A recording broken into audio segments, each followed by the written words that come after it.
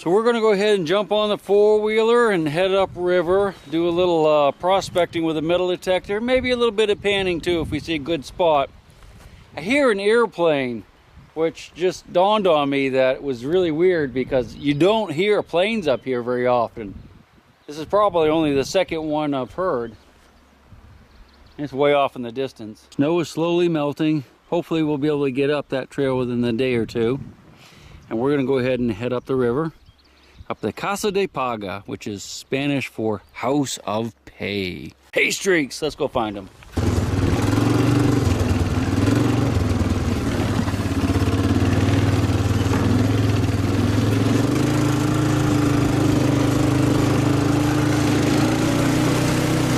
Here's the dredge right there. You can see the water's actually dropped quite a bit since we were out here dredging in the rain, which is a good sign because that means we might find some more exposed bedrock up here. I'm hoping that, you know, we can get to that's not too deep. So let's head on upriver. There's a little bit of bedrock here, so I thought we'd just try the machine just for a few minutes. There's not a lot though, but we'll try it for just a couple minutes.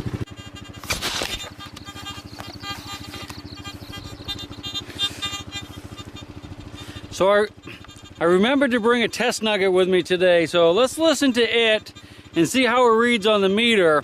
There's a lot of iron up through here. Well, not a lot, but there's a little bit of iron up through here from the old mining activities in the early 1900s. But I have a nugget. I think it's an 8 pennyweight nugget. There's the nugget right there. Let's see if we can hear it. Yeah, we can hear that fine.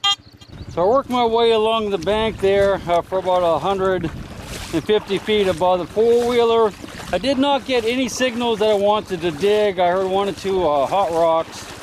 That's about it. Don't forget, most people that come to Alaska looking for nuggets with metal detectors they go to old mining areas where there's huge piles of tailings.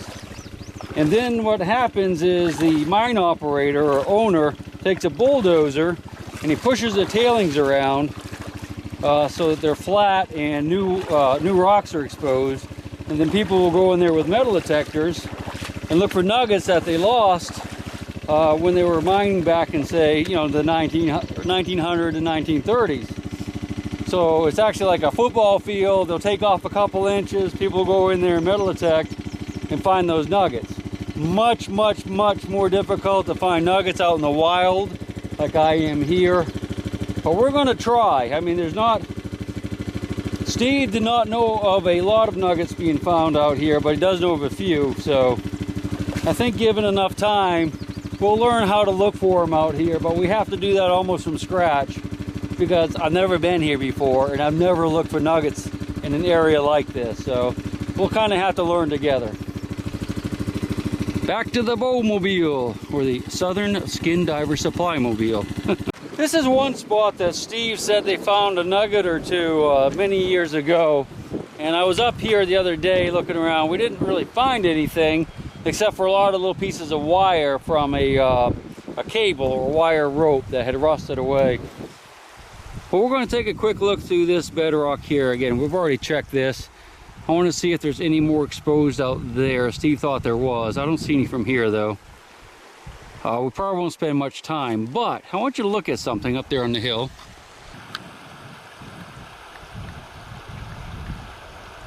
That's probably from the old mining operation. Looks like a piece of pipe or an old barrel or something. I want to go check that out, and I want to look over that rise right there and see if there's an area where they had mined. That might be worth exploring with a metal detector. We'll look here, we'll cross the river, and we're going to hike up the hill. That old piece of rusty iron. I decided to walk up the hill a little ways and just look around because it didn't look quite natural up here. Looked like maybe it had been hydraulic and washed because there was a lot of rocks exposed on this hillside that I don't see on others.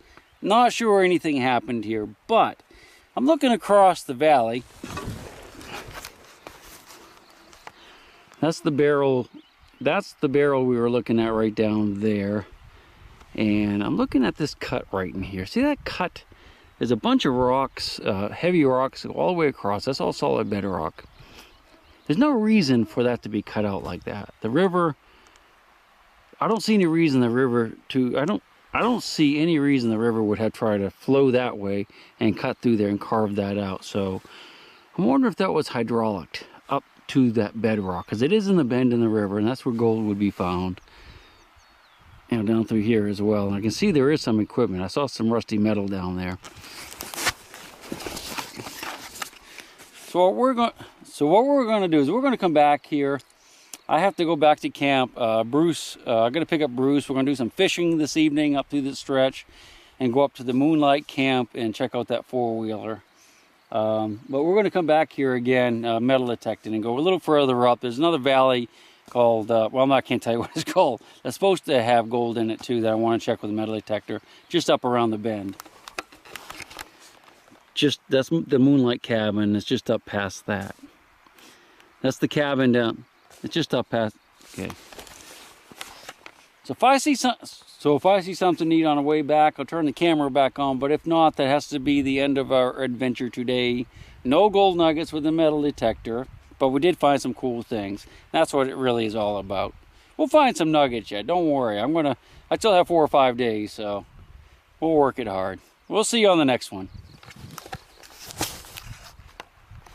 This is an interesting little rock here. It's got a nice signal or two in it. It could be just the minerals, but it might be some gold because I can see some quartz veins in it. Listen.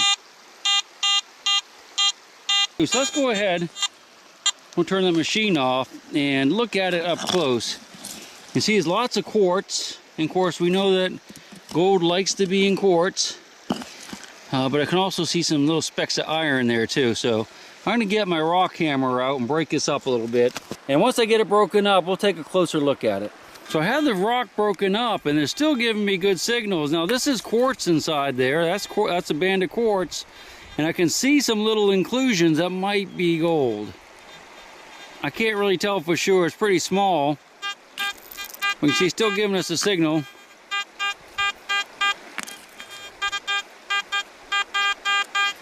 So I just don't know. What we'll do is I'm going to bring some of this rock back to camp, some of it that makes the noise, and we'll crush it as best we can with a hammer this evening and pan it out and see if there's any gold in it.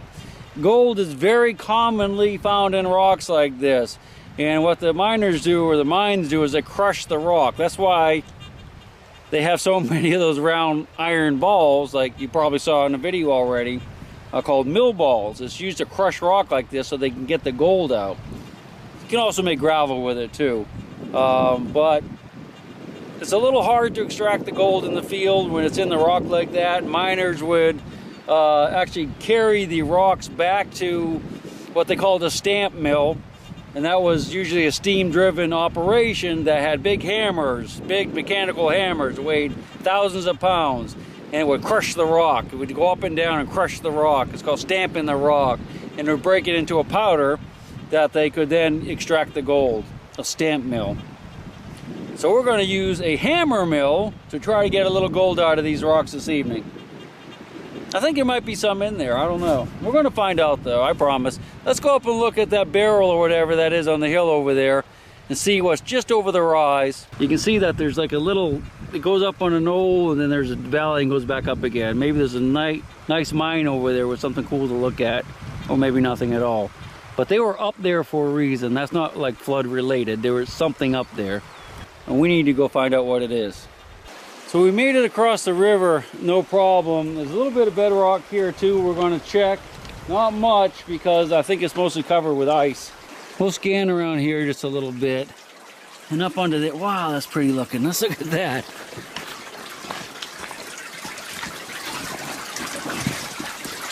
Isn't that cool? I love that sound. I'm going to make a video recording of that sound. And you might hear it at the end of this video. I like listening to things like that. I don't like music a lot, but nature's music I like. I like that. Let's go up the hill and see what the miners were up to. So I got a nice little audio clip of that. Are you ready?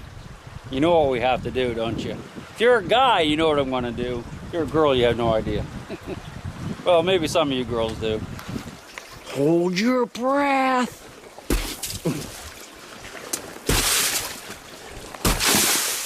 Well, that wasn't very exciting, was it?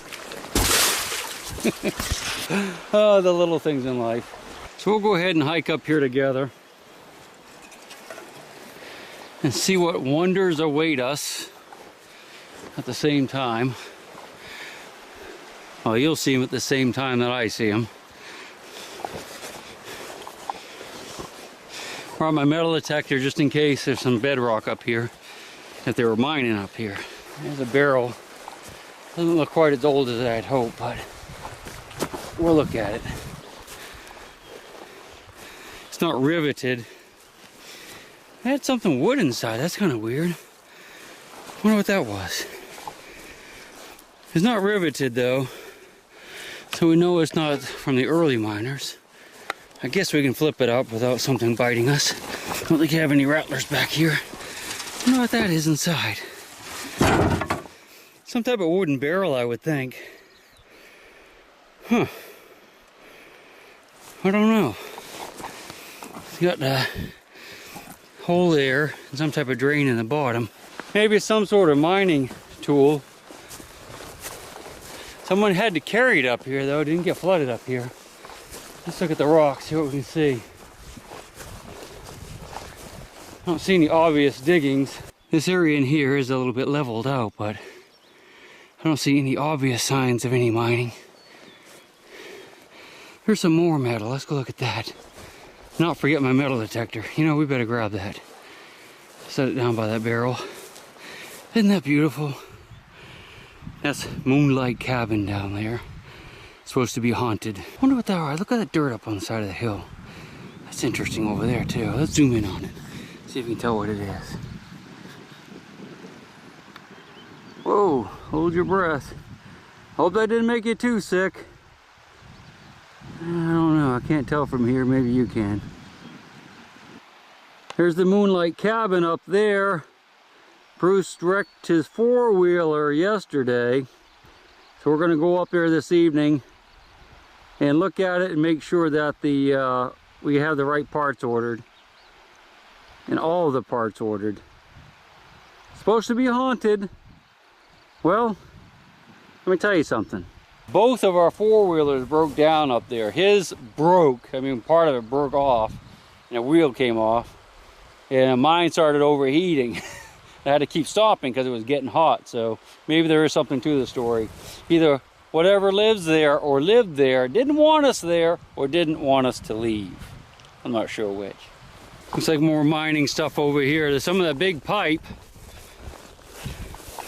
That would have been to haul water. Now that is riveted, so that's older. That's to run monitors. So look at the blueberries. They're coming along. I don't think I'll be up here for when they're ripe though, for when. I wonder what this thing is. Oh yeah. Oh, what is that? That's pretty cool. The monitor. The word I've been searching for the last couple of days is hydraulicking. Hydraulicking is where they shoot the water at the mountainside and they wash all the sand and gravel down into the river and gather it up. But they use a monitor to do the hydraulicking. The monitor is actually the nozzle. Look at this neat thing here. Wonder what it is. I don't know if we, yeah, we can, oh, that's cool, look. Well, it's obviously something the miners used and they broke it, so they left it here. That must be a bellows, I guess. Is that a bellows of some sort? That's a beautiful piece. Look and see if we can get a patent date off of it. Anyone know what it is? If anyone knows what that is, please let me know, because I don't have a clue. It might be something to do with the mine. I don't know. It's got to be something to do with mining, though, I would think. Looks like it sat up like that. There's a leg there that's down in the tundra. Big pan. Wheels that turned. Let's look at the patent on the side here, see what it says. Okay, I see Buffalo, New York. Buffalo Forge Company. The Buffalo Forge Company. Patented PTD. It looks like LX and then a comma. Well, if you know what it is, please let me know. That's cool though. Oh, here's the legs to it, look. Yeah, so it sat up on legs, these legs. Man, I'd love to have that thing at home. That is some history right there. But you know what? Maybe other people can enjoy it out here as well. Heck, I don't even know what it is. Well, one of you guys does. Let's walk over here a little bit further, see what else we can see, because there's obviously some type of camp set up here. We need to figure out what they were doing. Okay, before we go, I kind of put it together a little bit. I put the legs back on it. And you can see this one on the inside right here. I can tell because it's got these studs that went down into these 4 holes. And then this piece went right there. You can see that fits down into that groove. So I'm not sure what it would have been for. Something like that. You see the little gears and stuff. Boy, that's really cool looking, isn't it? I hope one of you guys knows what that is. That's just awesome. That's what it is. That's awesome.